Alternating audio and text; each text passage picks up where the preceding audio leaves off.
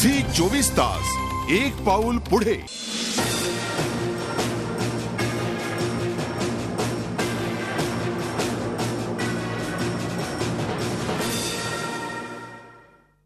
मैं अपने ही घर में अजनबी हो गया हूँ आकर, मुझे यहाँ देखकर मेरी रूह डर गई है। मुझे यहाँ देखकर मेरी रूह डर गई है। मुरादे दहलीज ही पे सर रखकर मर गई है। मुरादे दहलीज पे ही सर रखकर मर गई है। मैं किस वतन की तलाश में यूं चला था घर से। मैं किस वतन की तलाश में यूं चला था घर से कि अपने घर में भी अजनबी हो गया हूं आकर, कि अपने घर में भी अजनबी हो गया हूं आकर। गुलजारांची ही कविता बहुधा अडवाणींच्या आजच्या मनस्थितीला कारणीभूत असावी। अडवाणींच्या 7 ते 8 ओळींच्या पत्रामध्ये भारतीय जनता पक्षाविषयीचं एक मुक्त चिंतन जरी आढळलं तरी सुद्धा त्यांच्या या राजीनामा नाट्यानं भारतीय जनता पक्षाला फार मोठा हादरा बसलेला आहे, ही वस्तुस्थिती आहे। एनडीएला हादरा बसलेला आहे, ही वस्तुस्थिती आहे। काँग्रेसला एक संधी मिळाली, ही वस्तुस्थिती आहे। काय असं होतं की अडवाणींना आत्ता वाजपेयींसारखं मध्यम मार्गी व्हावंसं वाटलं? आपण जातोय भालचंद्र कांगो यांच्याकडे आणि त्यांना विचारतोय असं नेमकं काय कारण होतं की अडवाणींना वाजपेयी व्हावंसं वाटलं? मी सांगितलं म्हणून अडवाणींचं 1 वर्षापूर्वीच्या ब्लॉगचीच मी पहिल्यांदा आठवण करून दिली होती की काँग्रेस गेल्या 4 वर्षापासून इतकी निष्क्रिय आणि निर्णायकी व्यवस्थेत आहे आणि त्यांचा परफॉर्मन्स इतका पॅथेटिक आहे की जनता आता या काँग्रेस प्रशासनापासून म्हणजे नाराज झालेली ही वस्तुस्थिती आहे।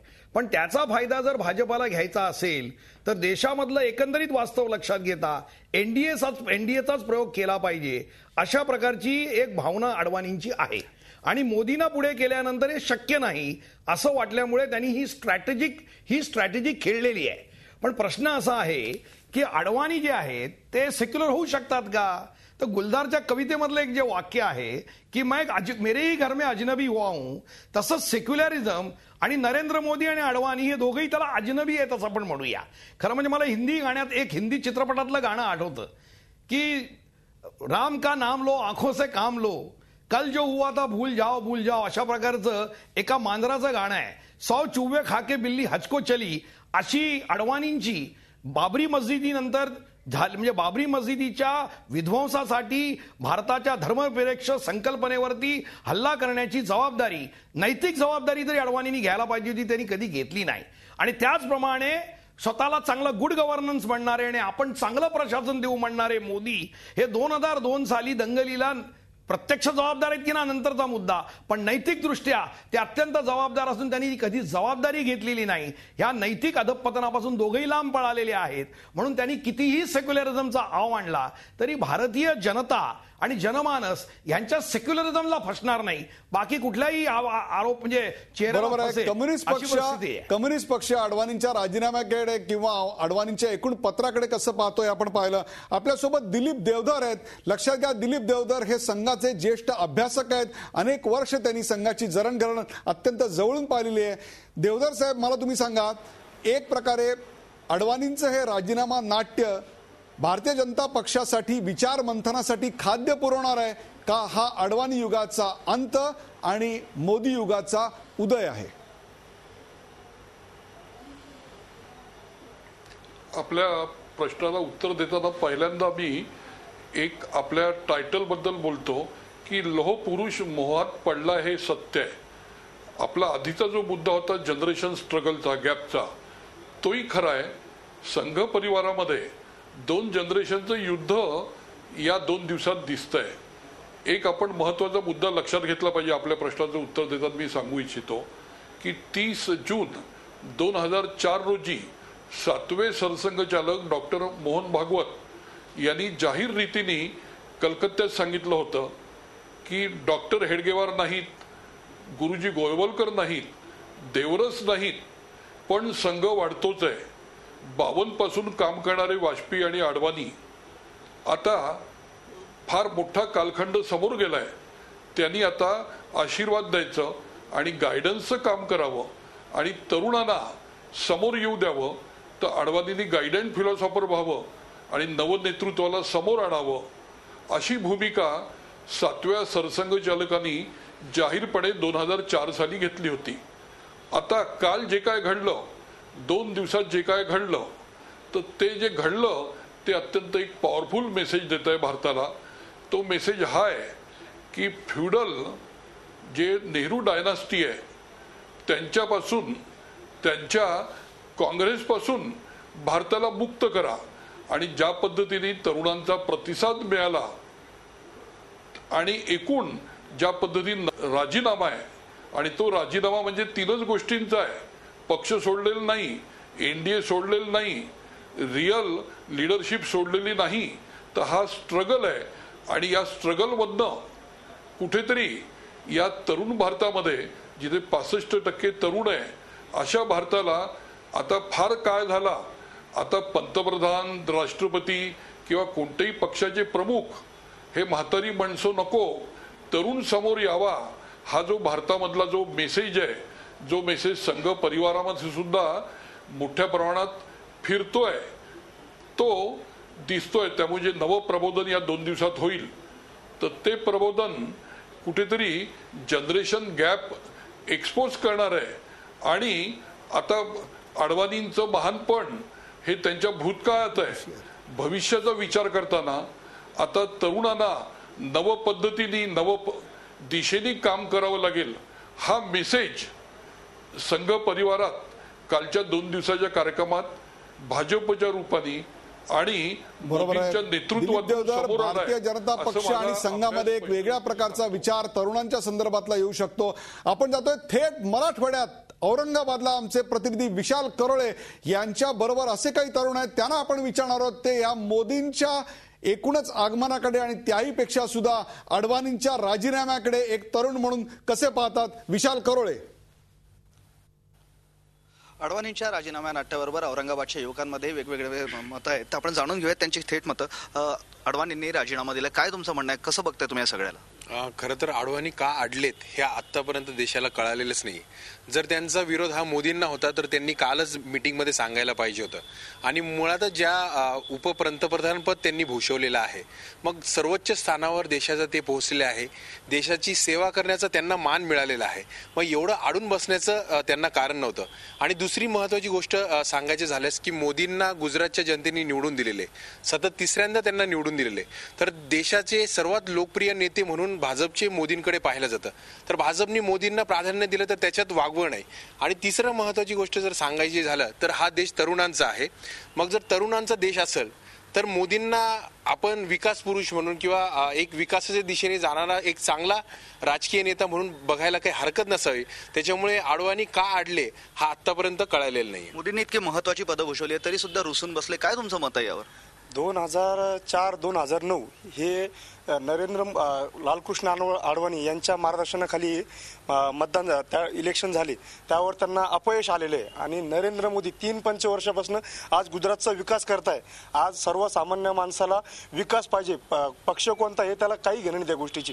आणि नरेंद्र मोदी यांच्याकडे बघितलं तर आज प्रत्येक तरुण उत्साहाने त्यांच्याकडे बघतोय. आणि आज ते केंद्रामध्ये जातील तर नक्कीच याच्यामध्ये ज्येष्ठांनी पुढे यावं, ज्येष्ठांनी मागे हटावं आणि तरुणांना प्राधान्य द्यावं असं बोललं जातं. काय मत आहे तुमचं अडवाणींच्या राजीनाम्याबाबत आणि नाट्याबाबत? नक्कीच आता नवीन युवा चेहरे समोर आले पाहिजे, ज्या माध्यमातून युवा क्रांती घडेल आणि देशाचा खरं प्रकारे विकास होईल. यांच्याकडे आपण 50-50 वर्ष झालेत, हे पदावरती आहेत, तरी अजून हे काही करू शकले नाही. एक नवीन चेहरा पुढे आला पाहिजे, त्याच्याकडून काहीतरी देशासाठी भवितव्य चांगलं राहील. सगळ्या राजीनाम्याबाबत तुमचं काय म्हणणं आहे? नाही, ही जी गोष्ट आहे, खरं सांगायचं झालं तर माननीय आपले जे अडवाणी जे आहेत मागील 40 वर्षापासून राजकारणामध्ये आहेत, तर जे आणि नरेंद्र मोदींनी जो विकास केलेला आहे या गुजरातमध्ये तो खरंच म्हणजे उल्लेखनीय आहे. तर त्यांनी जो जशा प्रकारे विकास गुजरातमध्ये केला, तो जर का विकास पूर्ण भारतामध्ये होत असेल तर ही चांगली गोष्ट आहे. आणि तुम्ही कसं बघताय राजीनामा नाट्याला? सर्वप्रथम बघितलं गेलं तर लालकृष्ण अडवाणी हे पक्षाचे ज्येष्ठ नेते आहे आणि इलेक्शनच्या तोंडावर आता त्यांनी असं नाराज होणं हे योग्य नाही आहे. तर मला असं वाटतं की त्यांनी नाराज न होता एक मार्गदर्शक म्हणून जर का काम केलं तर ते उत्तम राहील आणि त्याचा कुठेतरी पक्षाला फायदा होईल.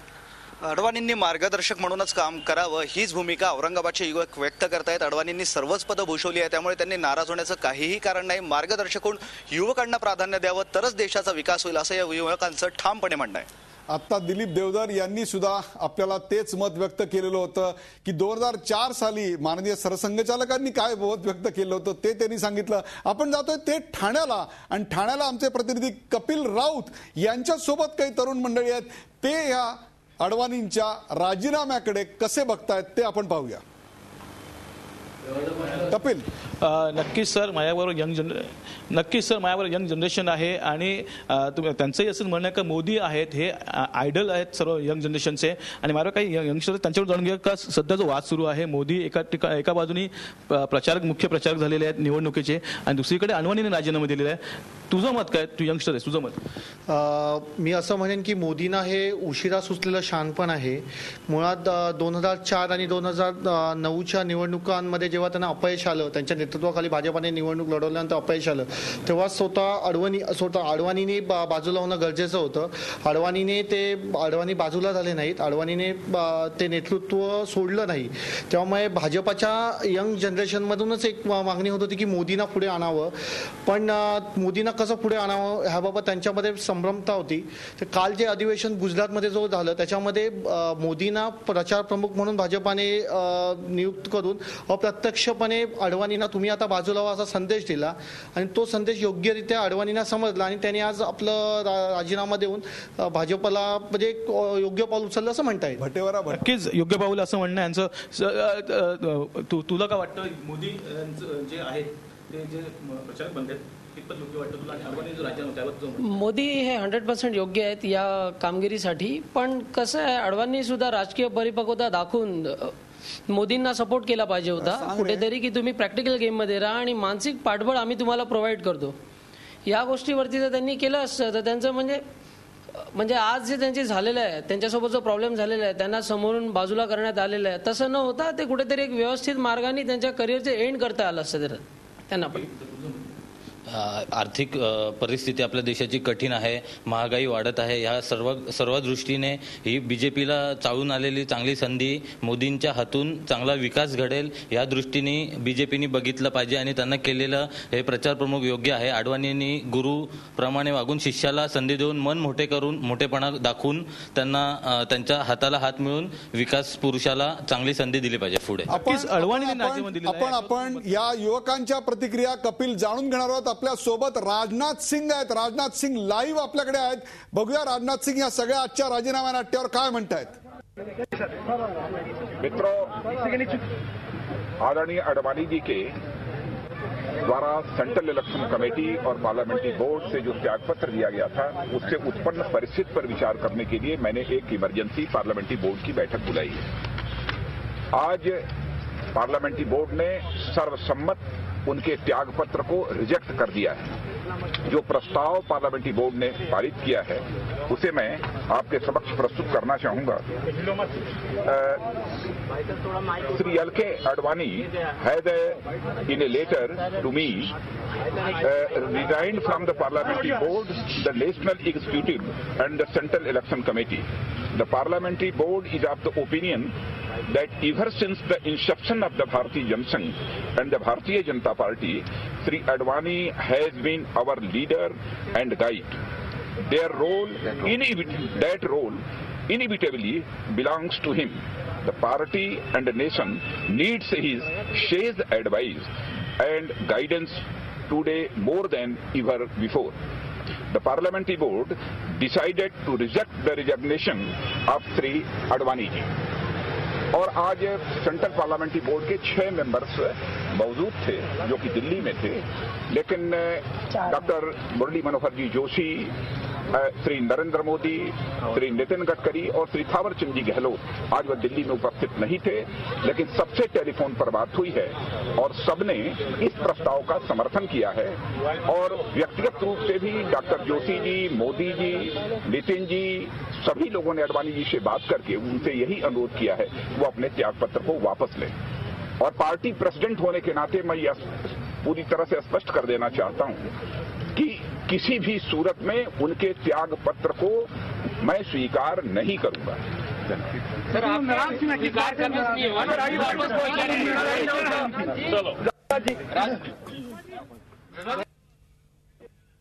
कोणत्याही परिस्थितीत अडवाणींचा राजीनामा स्वीकारला जाणार नाही अशी स्पष्टोक्ती राजनाथ सिंग यांनी काही मिनिटांपूर्वी दिल्लीत दिली. ती थेट आम्ही तुमच्याकरता घेऊन आलो होतो. आपण एक विशेष कार्यक्रम पाहतोय. अडवाणींच्या राजीनामा नाट्यानंतर झालेला जो भूकंप आहे त्या भूकंपावर आधारित कार्यक्रम लोह पुरुष की मोह पुरुष. कुठे जाऊ नका, पाहत राहा झी 24 तास. आपल्या सोबत आता असणार आहेत सुरेश भटेवारा.